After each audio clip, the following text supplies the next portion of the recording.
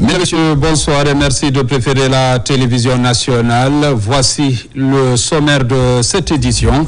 À l'enseignement technique, l'amélioration des qualités de programme au cœur des priorités. Ces réformes bénéficient de l'appui de l'OMS qui offre à ce département des équipements pour la formation des paramédicaux. L'unité de production d'huile d'arachide de Dabolarène et de ses cendres, à l'arrêt depuis plusieurs années, la ministre de l'Industrie vient de relancer les activités. Naissance de triplés dans des conditions difficiles à Kassiardou, dans Kérouané. Entre choix et fragilité, la famille appelle à l'aide pour sauver ses tout-petits. C'est tout pour les titres. Une fois encore, bonsoir et bienvenue dans ce journal Protection de la biodiversité. Les parties prenantes sont en conclave pour faire le bilan des activités réalisées sur le terrain. C'est dans le cadre de la mise en œuvre du projet Combo Plus. Les résultats de 4 ans d'exercice sont partagés par Guinée Écologie, le ministère de l'Environnement et les partenaires techniques et financiers. Ousmane Ba, Salif Oussila. Le projet Combo Plus intervient dans la conservation, la minimisation et la compensation des impacts au titre de la biodiversité. Il s'agit de concilier développement économique et la prise en compte des enjeux de biodiversité. Après 4 ans de mise en œuvre sur le terrain, l'heure est au bilan des réalisations.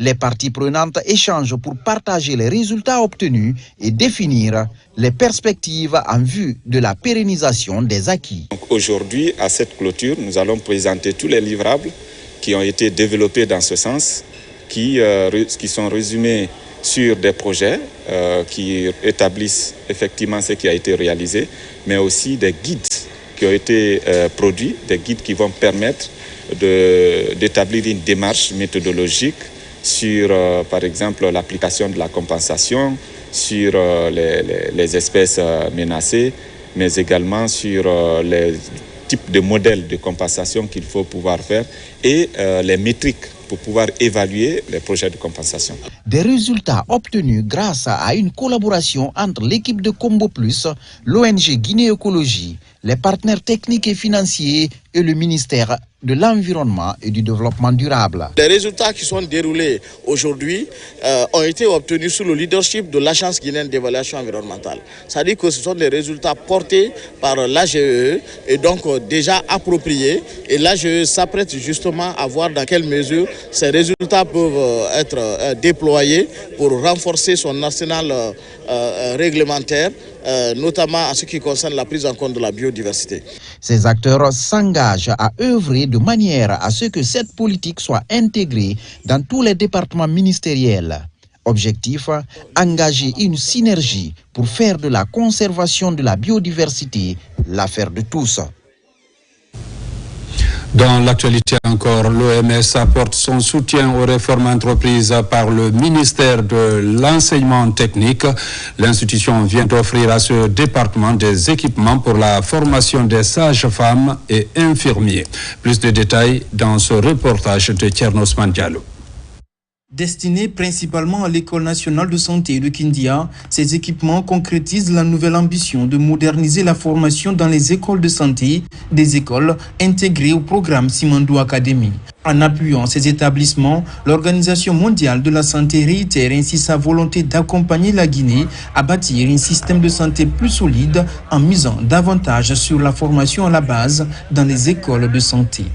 Ces équipements ne constituent pas seulement de simples matériels d'apprentissage. Pour les futurs infirmiers, ils permettront d'acquérir une maîtrise concrète des gestes techniques grâce à des mannequins de simulation, des modèles anatomiques et des outils de surveillance clinique. Pour les futures sages-femmes, ils offriront des dispositifs essentiels pour l'entraînement aux soins obstétricaux et à la gestion de l'accouchement dans des conditions réalistes et sécurisées. Ces équipements qui viennent enrichir notre infrastructure pédagogique permettront à nos étudiants d'acquérir des compétences pratiques de haut niveau et de mieux se préparer à exercer sur le terrain. Plus exactement, ce sont 31 équipements qui sont destinés à l'option sage-femme et 34 autres à l'option infirmerie dans le but de rehausser les standards dans la formation en santé. Ces équipements permettront d'améliorer considérablement les apprentissages pratiques, de renforcer la maîtrise technique des apprenants, d'élever le niveau de professionnalisation et d'assurer une meilleure adéquation formation-emploi dans le secteur de la santé. Il renforce ainsi la qualification de futurs agents de santé et par extension la qualité des soins dispensés dans nos établissements sanitaires, contribuant ainsi à une meilleure santé de nos populations. D'autres investissements en faveur des écoles de santé sont attendus. Le ministère en charge de la formation professionnelle entend ainsi transformer durablement ces écoles en synergie avec le ministère de la Santé. Développement industriel avec la relance de la production au niveau de l'huilerie de Dabola. Les activités ont été officiellement lancées par la ministre de l'Industrie, des petites et moyennes entreprises, Ali Badra Kondé. Ouf de soulagement pour les populations de Dabola. Voici une cérémonie qui marque la reprise des activités de l'huilerie après 4 ans de fermeture. Ici, Dr Diaka Sidibé visite les installations de l'usine, doublée de la mise en place des machines. Une visite qui a permis à la délégation d'apprécier les capacités de production de l'huilerie, dont la relance pourrait engager 1500 à 2500 producteurs. Quand j'ai vu l'usine en arrêt, j'ai visité, j'ai dit mais pourquoi l'usine en arrêt? On m'a expliqué les problèmes.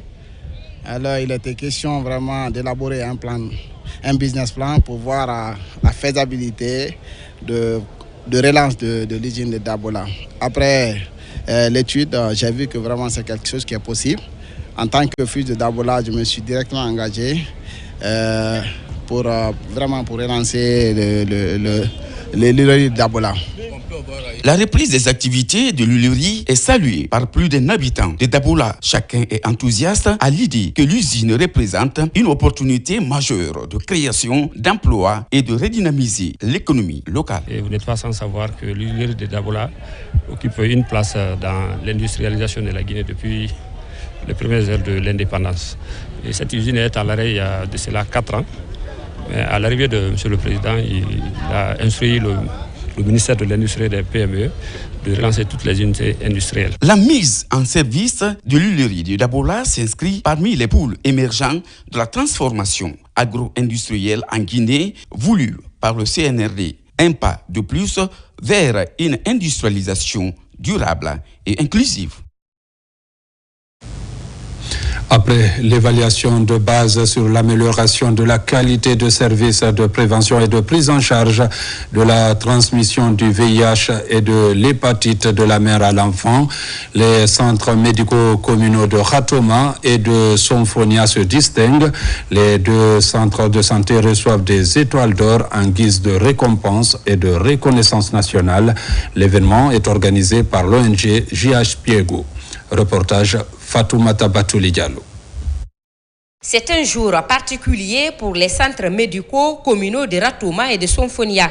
Ces établissements publics viennent de bénéficier chacun l'une des plus hautes distinctions du secteur sanitaire. Les étoiles d'or, une récompense de JPAIGO qui salue la qualité des services de prévention et de prise en charge de la transmission du VIH et de l'hépatite de la mère à l'enfant. Cette performance est le résultat du sacrifice, de nuits de garde, de défis surmontés, d'innovations mises en œuvre, d'efforts constants pour améliorer la qualité des soins, la gestion, la sécurité des patients et la satisfaction des usagers.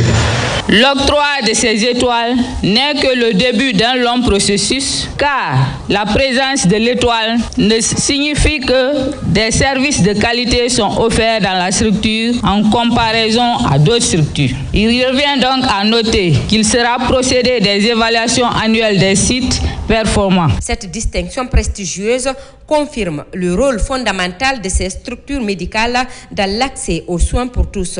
Un symbole puissant qui vise à promouvoir l'excellence et la reconnaissance d'un engagement quotidien. Cet engagement ne relève pas seulement d'une obligation sanitaire, il est une question de justice, de dignité humaine et de responsabilité intergénérationnelle.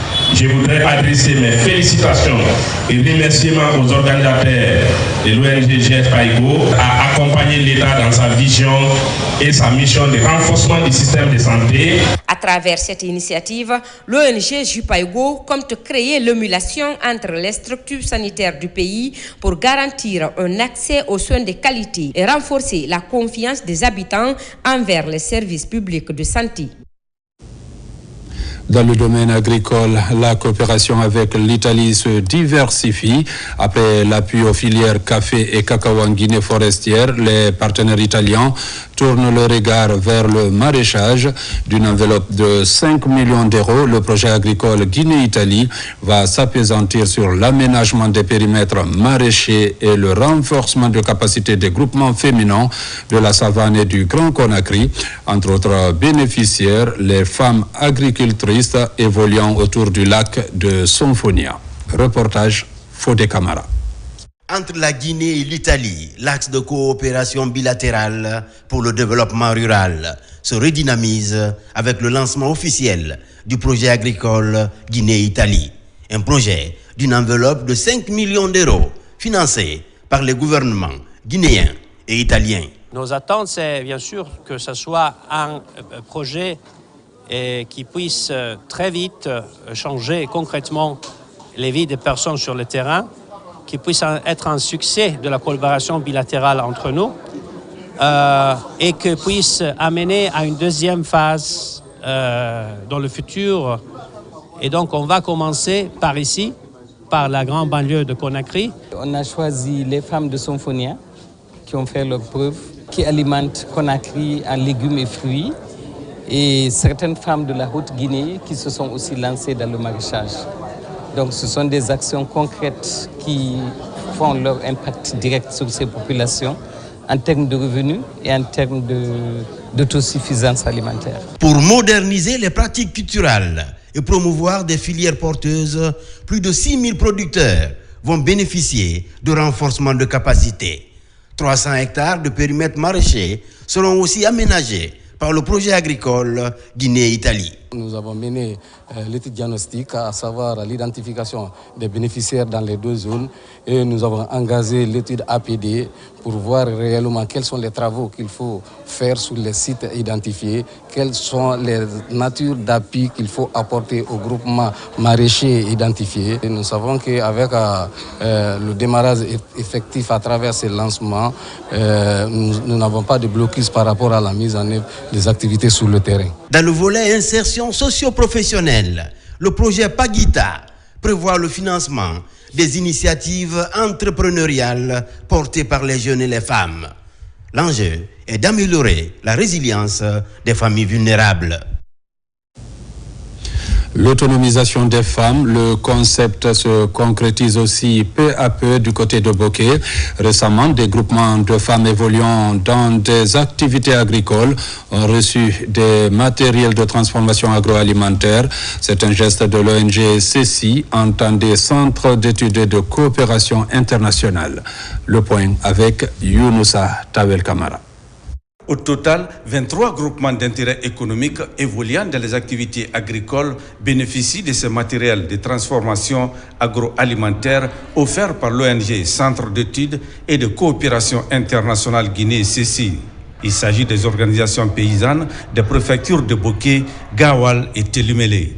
C'est juste pour garantir un peu la pérennisation des acquis du projet, mais également pour permettre à ces femmes de conserver pendant les périodes où il y a manque, mais également de vendre à la période où il y a également la rareté pour augmenter un peu les revenus ici de la production agricole. Ce matériel pourrait désormais faciliter le travail chez les bénéficiaires dans la transformation de leurs produits maraîchers, mais aussi éviter des pertes post-récolte et garantir la bonne conservation de ces produits agroalimentaires. Nous sommes contentes de ces équipements agroalimentaires de la part du CECI Guinée. Ils vont nous permettre désormais de valoriser nos produits agricoles pour être compétitifs sur le marché national et international. Nous disons merci au partenaire CICI Guinée qui a toujours pensé au groupement des femmes de la région de Boki. Cette initiative du CICI Guinée, sous le financement de la CBG, s'inscrit dans le cadre de la mise en œuvre du projet d'appui aux activités génératrices de revenus dans sa deuxième phase à Boké. Je vous l'annonçais dans les titres à Kassiadou, un village de la préfecture de Kérouané. Une famille vient d'accueillir des triplés dans des conditions particulièrement difficiles. Entre joie, fragilité et inquiétude, les parents lancent un appel à l'aide. Nous rejoignons notre correspondant Diamo Kaba sur place pour ce reportage. Dans le Sanankoro profond, le district de Kassiadou, une localité partagée entre joie et inquiétude depuis l'arrivée de triplés dans la famille Sidibé. Oumou Sidibé, la mère de ses 3 nourrissons, a du mal à recouvrir sa santé. À cela s'ajoute un manque de ressources financières pour prendre en charge ses bébés. Aux âmes charitables, elle lance cet appel.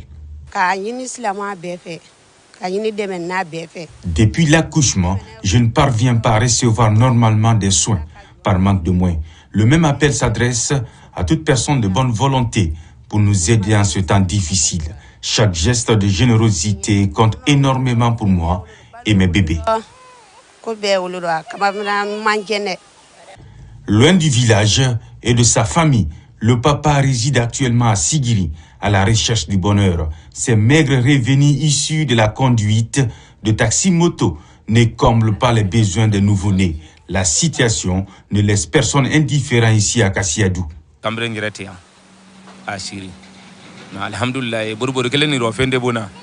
C'est bon de mettre au monde, mais quand on n'est pas capable d'élever ses enfants, ça devient un souci.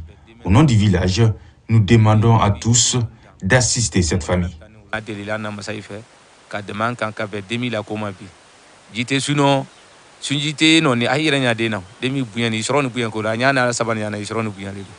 Cet appel à la solidarité est destiné au cœur et aux esprits au-delà même de Kérouané. Une période cruciale pour offrir de l'aide et résoudre les problèmes financiers et sanitaires de cette famille dans le besoin. Religion à présent à l'abbé. Pendant 4 jours, les fidèles étaient mobilisés autour du Saint-Coran, une ziara pour immortaliser l'érudit Karamoko Alpha Molabé, qui fait partie de ceux qui ont participé à l'extension de l'islam en Guinée. Pour son attachement à l'islam, le président Mamadi Doumbouya a dépêché une forte délégation gouvernementale pour le représenter à cette instance précieuse. Alpha Isiagaba, Sarafdin Diallo. C'est l'une des plus grandes rencontres religieuses au Fouta Jalon. La ziara de Karamoko Alpha Molabé rassemble érudits et notables venus de tous les horizons. Pendant 4 jours, la lecture du Saint-Coran sera au centre des activités. Fondateur à la fois de la cité de la mosquée Karamoko Alpha Molabé, toutes les rencontres religieuses lors des ziyaras sont des opportunités pour renforcer notre foi en l'islam, pour effacer nos péchés et prier pour que Dieu répande sa miséricorde sur Karamoko Alpha, ses descendants et ascendants, ses frères, ses compagnons et tous nos devanciers. Amen. L'érudit Karamoko Alpha Molabé était l'un des 9 Karamoko qui ont participé à la guerre sainte, ce qui a abouti à la fondation du royaume du Fouta théocratique. Sur place, une forte délégation du gouvernement, accompagnée par Général Aminata Diallo, venu représenter le président Mamadi Doumbouya. Nous sommes très satisfaits de par l'organisation, l'historique sur Karamoko Alpha pour la promotion de l'islam. Nous sommes satisfaits aussi du fait que tous les diwés sont représentés ici. Le chef de l'État mène une politique qui est empreinte de justice, de paix, de tolérance, de développement et de la foi en Dieu. La preuve, la grande mosquée de l'abbé est en train d'être rénovée et c'est bientôt l'inauguration. C'est le chef de l'État qui est porteur de ce projet. Donc ça veut dire quoi? Les valeurs que nous avons véhiculées ici, les valeurs du chef de l'État, C'est des valeurs que le monsieur, l'érudit dont on est venu célébrer la mémoire, incarne, et ça c'est depuis le XVIIe siècle. Donc ça c'est des valeurs universelles. Cette ziara de Karamoko Alpha Moulabi à sa 11e édition. Ici, les prières sont aussi axées sur la paix et le vivre ensemble à travers le pays. Mesdames, Messieurs, c'est la fin de cette édition. Merci de l'avoir suivi et bonne suite de programmes sur la télévision nationale.